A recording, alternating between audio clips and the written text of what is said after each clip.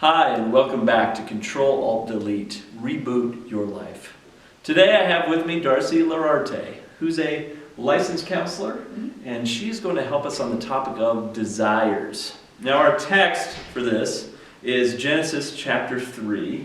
Of course, the world was created in absolute perfection, and it lasted 2 entire biblical chapters in perfection, and then Adam and Eve fall into sin. So, desires. Could you talk to us about desires and how we desire well? Well, I have to say that I have learned a lot about desires since becoming a parent. And I have learned a lot more about God's desires for me, for us, as people, since being very aware of my son's desires and his perspective. And to me, desires have a lot to do with perspective. Desiring well, my answer for that would be to be very purposeful about my perspective, that I not think just of what I want right now and how I can feel the way I want to feel right now, because that's where I think our desires kind of get off kilter a little bit. And I was very aware of this when my son started asking for candy. My son loves fruit-flavored candy of all kinds. He wants Skittles, he wants lollipops, he wants Runts, he wants fruit-flavored candy. And what I want for him is fruit. Because what I want for him is what's good for him in the long run.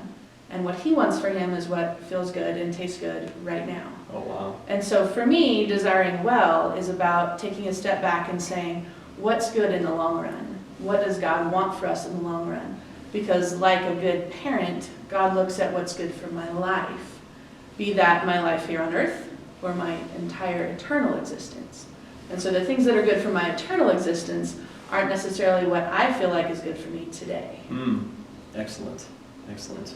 So, we all mismanage that. Yeah. I'm thinking a lot about the American culture as you say that, and how it's all about what we can get right now and what we need right now. So how do we recover from mismanaged desires? I actually feel like mismanaged desires are a huge opportunity for us to learn what desires are truly for. I feel like God puts within all of us desire as a longing for something more than what we have right now. Which, in again, the eternal perspective, that's a longing for heaven and satisfaction and fulfillment and connection and relationship. But we seek to try to manage that now in all sorts of ways that make us feel good right now. And we get what we want, we get candy or we get donuts or we get our dream vacation or whatever it is we want right now, but it doesn't satisfy that desire really for more than a couple of minutes or a couple of hours, and then we're desiring again and we're longing again. And so sometimes I think getting what we want, our mismanaged desires, are opportunities for us to say, you know what, this isn't really enough. And I need to learn to live in my longing and in my yearning and my desiring for something more, because that's what's ahead of me. That's what He has promised for me. And if I can desire heaven, if I can desire relationship with Him on a permanent basis, then I'm living in a desire that's going to give me a perspective to make different choices in my life. Awesome. Thanks for that. Yeah. One last question. How are our desires given to us from God? I think there's a couple of answers to that. I think sometimes our desires reveal what we were made to be, what He created us to be.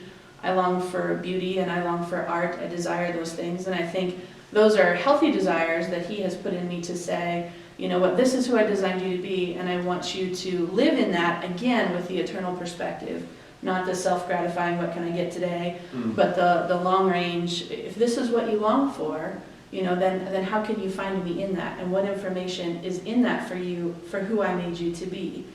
And then, again, the other desire given to us by God ultimately is for relationship. It's to be loved, And I was in college, I think, when I finally just stopped and said, I need to know God if you're real, and I need to know if everything I've been taught is real, or if this is just a bunch of stuff is supposed to make me feel better.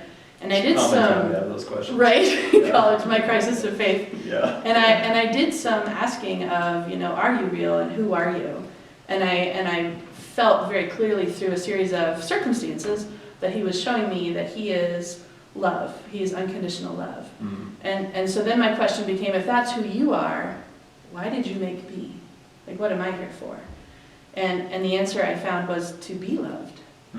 And to receive my love and to give me love. So my relationship with God, again, my desires changed because I then desired to give love to God and receive love from God because my perspective changed. And so in that desire that he gave me, I was able to find and continue to find what I am created for, which is to be in relationship and to be loved by God and obviously by other people too. Yeah. So in that way, my desires have informed my life and my relationships, and ultimately even what I choose to do for a living was informed in that awareness of I desire relationship. I desire to love and be loved. I desire to help other people love each other well in healthy ways. And so in being able to sit with that perspective, I made different choices than I would have made otherwise. Right. So. Awesome. Awesome. Yeah. Well, Darcy, thanks so much for helping us out today. My pleasure. Appreciate it very much, and enjoy your discussion on desires.